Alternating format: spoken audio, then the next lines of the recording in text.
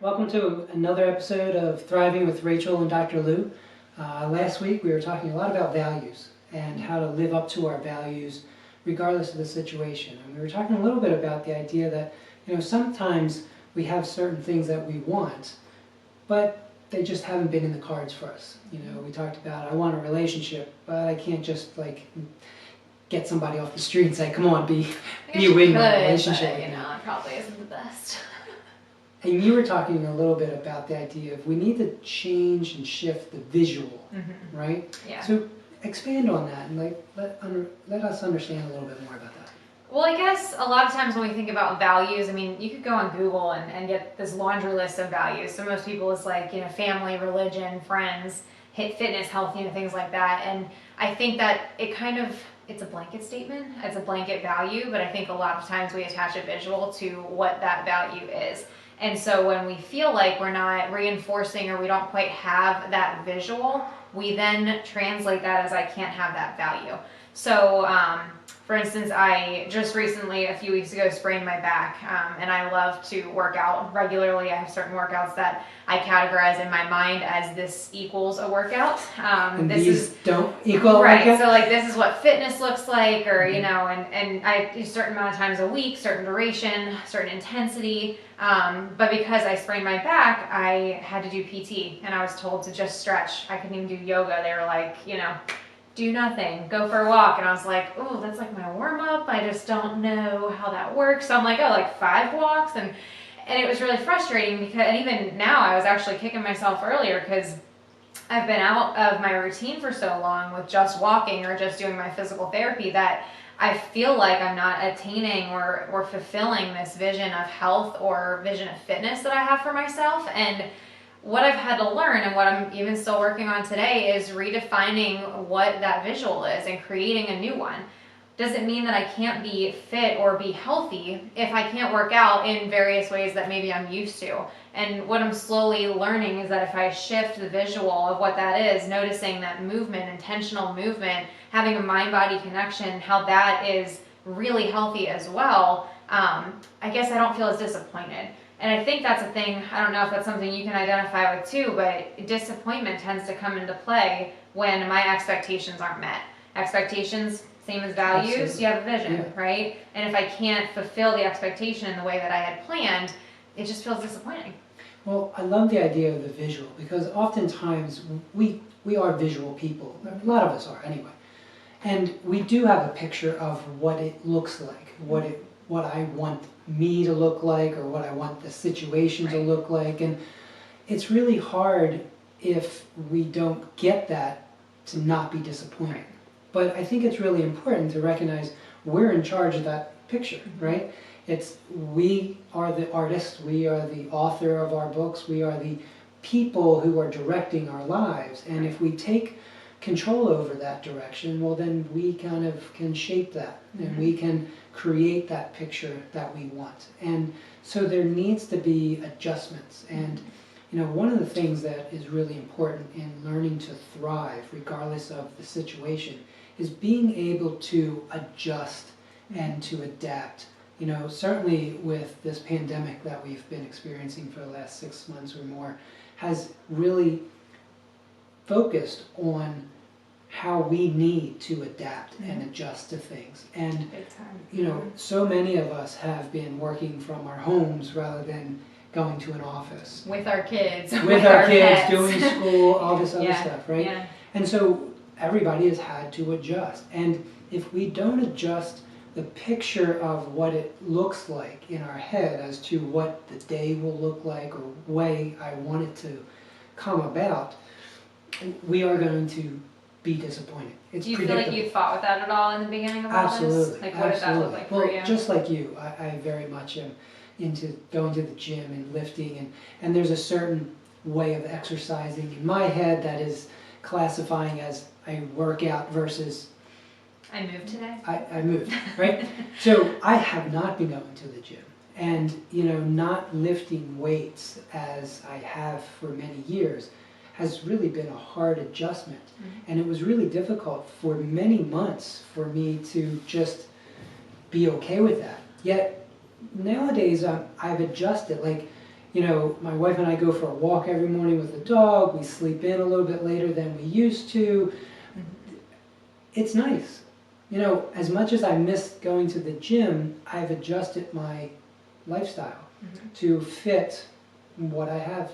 And that doesn't mean I can't work out. You know, I can do push-ups. I can, you know, go to a friend's house and lift some dumbbells. You know, it's not going to be the exact same. But also not the end of the world. Or right, I could do some other things, right? But I guess one thing I want to emphasize is like the comparison. So the, like you're saying, before the pandemic versus after the pandemic, or before I hurt my back to after I hurt my back. It's like this transition that you have to go through of change, which I think we referenced last week as well, is that there's a process of change. And regardless if it's for a good thing or maybe not perceivably such a good thing, I think the transition's uncomfortable no matter what. And so, at least for me, I go through the transition and then I get used to this lifestyle, right? And then let's say everything opens up. How easy is that going to be for you to go back? Like the gyms are open now. It's interesting. Have you joined yet? I actually just did. All right, just call me. All right. But excellent point. You know, we adjust, but while we're adjusting, we're always saying, I can't wait to go back to the way it was. I can't wait to get back to normal. And comparing, yeah. But then, like you said, you kind of get used to this is the new way, Right. and now to change again. So it kind of points out that any change, any time that we have to go through a transition or choose to go through a transition, or that it's forced on us in some ways, it's hard, right? But without that flexibility, you know, the way we think about things has to be flexible.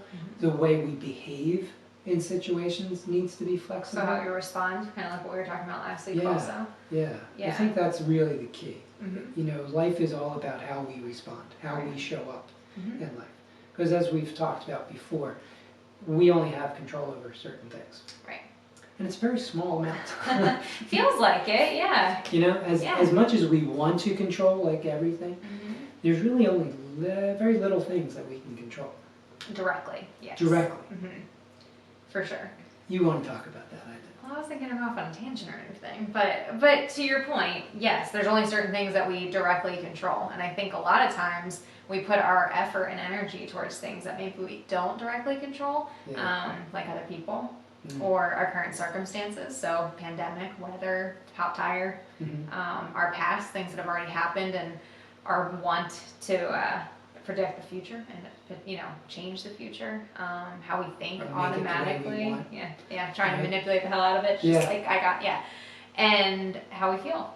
And I think all those things, when I feel stuck or when I'm not thriving or I don't feel like I'm thriving, I feel like I'm putting my efforts towards those various things. And I think like I was trying to say before, is that comparison. I tend to compare a lot to others, to my past, to what I want in the future, to what I think the circumstance could be. A lot of times, or if I never had it, what I want and where I am now. And I think a lot of times that comparison really skews the visual. And then again, ultimately leads to disappointment, as opposed to, hey, how do I do this differently? Like we talked about last week too, how do I shift? Not, can I, is it possible? It's not because of X, Y, and Z, but what would the new visual look like given the circumstances? Absolutely, but it's really important to notice, to maybe comment on, is that comparison that you're referring to, we all do that. Oh yeah. Right? Like that's a natural, automatic process that's innate in all I think it of us. motivates us actually It in can. a lot of ways. It can motivate us or demotivate One way or us, another, right? Sometimes if we're comparing ourselves to others, for example, and we don't feel good enough, or we're not capable of doing what they're doing some ways, then we may not do it. Might feel inadequate, unable, incapable. Yeah. If I don't have what they have, or if I don't have the circumstances that they have, then it's not possible. Kind of like the family example we left off with last week. I might have a value of family, but maybe I didn't really get dealt the best family or the one that matched the vision I had. Does that mean I can't? Or if I'm not able to have kids. Perfect. The way I want to have kids. Right. Yeah, absolutely. And how long have you had that visual, right? Yeah. And then I'm constantly comparing to what I thought my future was going to look like. And when I'm constantly comparing in ways that maybe are less helpful, then a lot of times that can, like you said, demotivate you and kind of put you on a path towards why I can't do things, as opposed to how can I do them differently. What might be another visual that might be really great. I use an example a lot with my clients. Several years ago, my best friend and I, we went out west and we shipped our tent out there. We packed up, we were going for a hiking trip down the west coast, and so excited, had everything planned out, where we were going to stay, which hikes we were going to do, and we had everything pretty much like back to back planned. And we get out there and our tent doesn't come through. And so, all right, well, we're on vacation, we're all right. So we go up and we ask them about, where's our tent? And they were like, oh, it's going to be in on the next plane. So we waited around for 3 or 4 hours. We didn't have anything planned. We're in high spirits still, we're trying to be positive. And then it comes to be like probably 8 p.m. at this point. And they're like, you know what? Give us your hotel information and we'll ship your lost luggage there. And I'm like, that is our hotel. We don't have a hotel. That is it. And so we were both, wow. Yeah, I mean, it was something, I mean, it just rocked our world, because we were like, everything was planned back to back to back. There was hours to get to the next place. The hike was bright and early. Now we found out it's not coming. Everything off. It shifted everything. And I look back on it because I recognize, of course, hindsight, that the entire night that this, the airline put us up in a hotel, we were so involved in pity partying, like that it ruined our trip and it was going to be awful, that we didn't even realize until the next morning that we were in a hotel that like overlooked this waterfall thing, and we had free food, and we were like near all this amazing stuff that we could have taken full advantage of, and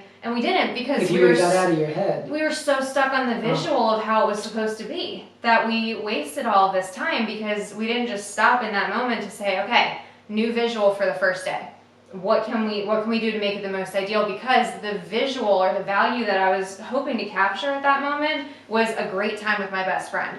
If I had doing stopped, a certain thing, but that was the problem. Way. Can I still, though, fulfill the value of friendship and connection with my best friend, even if I'm not doing this hike at this time in this order? Mm-hmm. Yeah. Absolutely. But I missed it. I missed it because I was so invested in the comparison of what it was supposed to be that I wasted. Again, such a common pitfall for all of us. We do this all the time, and really the goal isn't to not have that. Right. Because that's not normal, right? It's normal to have that kind of situation and that kind of response. Mm-hmm. I think what we're talking about in terms of how to thrive is to recognize when you're in that moment and when you're stuck. Right. Now, sometimes that'll take a half hour, sometimes that'll take an hour after, maybe it'll take the next day. I mean, it could, yeah. We want to shorten that time, right? So that we can get to really enjoying life and thriving the way we want to.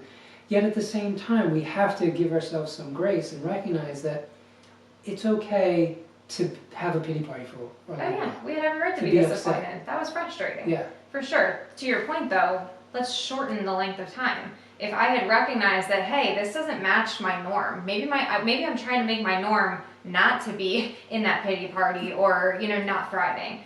If we can notice that quicker, you can ask yourself, right? How do we do that though? Because so many people would agree, yeah, I would like to shorten that out. Mm-hmm. But how do you do that? Like, how do I make it shorter, right? I mean, that's something that I believe we have to practice doing, right? The first thing to change is awareness. We have to become aware that this is something that we are either doing and we don't want to do it, or that we want to change something about what we're doing. So typically I would encourage people to recognize discomfort. So anytime that there's a shift from content, typically in a more unhelpful or a more uncomfortable way, make that a red flag for yourself. So discomfort comes in many forms, right? We could be a little bit uncomfortable on these hard chairs. Yeah. We could be uncomfortable having a conversation about something, There's lots of things that can make us uncomfortable, but again, we need to be aware of us being uncomfortable. So many times though, I will be able to point out that I was uncomfortable, but was trying not to think about being uncomfortable, so I wasn't paying attention to being uncomfortable. Because it's going to make it worse if I pay attention to it. Right. Which is kind of true in some ways, right? Like if I talk about it, then it makes it real. True. But in talking about it, that's how I can move through it. It puts it on the table. It puts it on the table and it gives me something to do with it. Right. Right? I think a lot of times for me, when I choose not to think about something, if I shut it down or if I avoid it, if I deny it, I'm trying not to deal with that discomfort, yet I'm not getting where I want to go. Well, you have to ask yourself, where's your focus here, though? You know, like my focus, like in my example, my focus was so much on the fact that I didn't want to be uncomfortable, and I was pissed that I was uncomfortable, and I was uncomfortable because all these things happened. I was putting so much energy into the discomfort. I didn't even realize it, right? I think half the time we don't even realize that the energy we're putting into the experience we're having sometimes goes to reinforcing the discomfort without even knowing it. Yeah. You know, like think about, if I told you don't think about the color red. Well, immediately. You know, you could be a smart ass and think about color yellow. But if I asked you, did you think about the color red? You would have to, Yeah. right? Absolutely, because you call attention to it. Right. Without even knowing it. Yeah. Right, and I think that's kind of where I was trying to get to with the identify discomfort, not because it's wrong to be uncomfortable. We're all going to be uncomfortable and experience Well, that's an that. interesting point, because you may think that it's not wrong to be Right. uncomfortable, but how many of us don't want to be uncomfortable, kind of have that perception in some ways, like being uncomfortable is not okay. Right, that's true. Give me a That's great true. example. As parents, right, anytime our children are experiencing discomfort, right, our immediate response is to comfort them, Right. to make sure that they're okay, to recognize that, oh no, it's okay, right? We don't want them to be discomforted, uncomfortable in any way. Yeah. Yet at the same time, life is full of discomfort. And we need to learn how to deal with that and be okay with it. Right. And you know, I think we've talked before about being okay with discomfort doesn't mean I want to be uncomfortable. Right. Doesn't mean that I like it. Right. But it means that I'm okay. Right. And I think that's a big difference, because we had talked earlier too about feelings, how we can feel okay or be okay. That they could be different. They could be different. Not everybody gets that piece. Yeah. You know, I think sometimes the way we feel is how we interpret whether How we it is. are. Right. And what I mean by that is that we can feel lots of different things. We can have lots of different emotions at varying times, at varying intensities. Yet the underlying belief system, the value, is, am I okay? Do I believe that regardless of any situation, I'm okay? That I'm going to be okay in getting through it, Right. managing it, overcoming something? If we don't believe that, then we often will pair how we feel with whether we believe we're okay in something. Right. And I think that's something that we need to tease out a little bit and differentiate, that people need to be okay with feeling the discomfort, yet still start to develop a belief system of being okay. So kind of like that whole acceptance thing we talked about a couple weeks ago. This idea Yeah. that I need to a degree, accept the experience as it is, not in a way that it's acceptable or that I'm okay with it or don't want to change it, but acceptance in a way where I'm recognizing where I am in this moment. What am I feeling? What am I thinking? What am I doing right now? Identify that experience, accept where you are in order maybe to change it, Yes. right? Kind of like that awareness you were talking about, Yeah. right? And you know, as you were talking about that, I kind of got a little anxiety, right? I started to feel like I started to tune in as you were talking about that, like, well, that's a lot to think about. Yeah. That's a lot to It handle. can feel overwhelming. Like, I don't know, right? is denial better? Like, It feels like better. It feels sometimes- better sometimes. it does. Mm-hmm.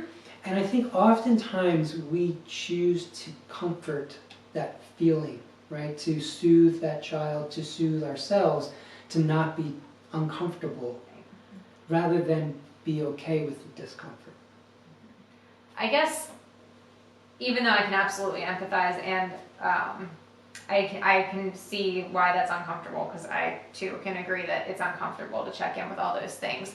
I guess the reason I would encourage us to do that, which we did actually, I think we touched on those three things last week as well, is the reason is if we can recognize all three of those things in a very objective way, So not investing in them, which would then create overwhelm, but simply identify, this is what my focus is, this is the feeling or where I'm feeling things, and this is what I'm doing in this moment. You can then talk about teasing out where I have control, because I have control over what I'm doing. I don't always feel like I have control, but I do. And if I can hone in on that, that's important. And what I'm thinking about, what am I purposefully paying attention to? Like I said earlier, sometimes we're investing thought and focus on things that we don't actually intend to focus on, right? Maybe more automatically. And if I were to hone in on that, I can recognize, is what I'm doing, what I'm thinking, is it helpful? Is it aiding in where I want my values to be? I think to make it even more concrete of what can we do to become more aware, one thing is to just remind ourselves to tune in. Make it part of your day. Make it part of a routine, even if it's only 2 or 3 times a day. Just take a moment, take a breath, do a pause, and just notice, how am I feeling? What am I thinking on? What am I focused on? Just check in, tune in, so that you can learn to become more aware, more naturally. In the beginning it'll be awkward, right? Because we're scheduling it. It's not something we just naturally do. Yeah. We might have to set a reminder on our phone or on our watch. I was gonna say, doing like check-ins with timers could be one thing. I think oftentimes we're on autopilot, so setting reminders is important because it's not something we're just gonna up and do just because we talked about it. So you could do things like timers, or maybe prompts around your house, little sticky notes somewhere, things like that. I've even talked about and done myself changing things in my home that would shift my ability to be on autopilot. So I might change where my silverware is in my kitchen, or which side of the sink my toothbrush is on, or something like that to again shift and make my mind be like, wait, what? Even though you know where it is, you moved it. It takes you off autopilot. It challenges you to think, to be present with where you are and notice, what am I thinking? Like, where am I right now, right? So, am I funny? Well, no, I'm laughing because in one of the books that I wrote, I had this exercise of move your trash can. Oh, really? Right? So all of us have trash cans in our kitchen, right? There's the spot for it. And we all know where it is. But if you ever move that, you're throwing crap on the floor. You automatically go back. Last year we remodeled our kitchen and we moved the trash can. So often for the first few weeks, I kept going to this pantry now and tried to throw trash in it, and just like was this close to letting go of the trash. Getting a banana peel, right? Yeah. Like, oh, that's not where it is. There's an adjustment period. Yeah. We will constantly do what we've always done until we've interrupted that process and created a new habit that now takes over the old habit, right? And so I bring that up because it's important to, again, have patience. These things that we're talking about are very concrete, very simplistic and tangible, yet very difficult to do on a regular basis. When you say to somebody, oh, well, just tune in, right? Just be a little bit more aware. First of all, I don't want to be aware because it's uncomfortable, like you said. But secondly, that's not normal. Right. That's not my norm. Right. Right. Especially somebody with ADD. Right. Like tuning in. It's like what? What? That's really hard. I don't know how many times my wife would just say, "Slow down. Think about what you're doing." Like, oh. I can't tell you how many times I run out of breath talking. I'm like, wait a minute, what was I even talking about? I just completely lost my train of thought. But to your point, again, that's our norm. It is our norm, but does it have to be? And I guess that's the point. How can we shift to the preferred norm or the preferred visual of what we value? And it goes back to what do we want? Right. One of the things that I'm always asking myself and family, friends, people that I work with is, what is it that you actually want? So often people get stuck on what they don't want, trying not to have that. And too often, like you've been pointing out, we spend so much time and invest so much energy in those things that we don't want, that there's all this disappointment and sadness and anxiety and frustration, resentment, hurt. We can focus more on what we want, go towards that, have a direction, and be much more satisfied in life. And spend less time thinking about the things that are so annoying. Mm-hmm. But it's hard. Mm-hmm. It takes time, it takes practice, and one of the first steps is just to become aware of what it is you want and take some steps towards that. So maybe for right now, one thing that we can encourage everyone to work on is that awareness by checking in on a daily basis, whether that's with timers, reminders on watches that people have, setting up things where you normally are located, whether it's at your desk, in your fridge, in your car, in your purse, whatever it might be, having things to remind you, changing up things in your kitchen or somewhere else around your house to again take you off of autopilot, make you have to basically check in and kind of be more present at least for that second, and hopefully trigger your memory to say, what is it that I'm doing right now, and is it what I want? Mm-hmm. And I don't know if that's something that we want to expand on at some point. Yeah, maybe next time let's expand on what does that look like Right. in practice. Right. And maybe even touch too on the idea of change Mm-hmm. and what makes it so difficult. Yeah. Because even as we're talking about this, again, it sounds very simple. Right. In theory, it sounds In great. theory, it Yeah. makes perfect sense. On paper. But then when we go to try it, it's not as easy. And to remember to try it. Right. And then we wonder why we can't. So Yeah. I think that would be definitely something maybe next week to be focusing on, to identify how. Yeah. So. So that's kind of the plan for next week. Mm-hmm. In 2 weeks, we got a couple more I Septembers. think, yeah, the first Wednesday. So the first Wednesday of the month, we're going to try to do a live Right. podcast, and we'll have more information about what that's going to look By like, next week. who it's going to be, Mm-hmm. who's going to be here next week. Yeah, All right. sounds great. So remember to tune in on Wednesday nights at 7 p.m. for either pre-recorded or live on the first Wednesday of each month with Thriving Rachel and Dr. Liv. Have a good week, everybody. See you next week.